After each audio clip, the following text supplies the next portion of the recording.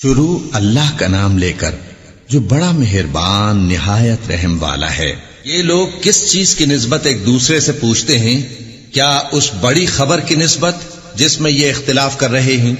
دیکھو یہ انقریب جان لیں گے، پھر دیکھو یہ انقریب جان لیں گے۔ کیا ہم نے زمین کو بچھونا نہیں بنایا اور پہاڑوں کو اس کی میخیں نہیں ٹھہرایا؟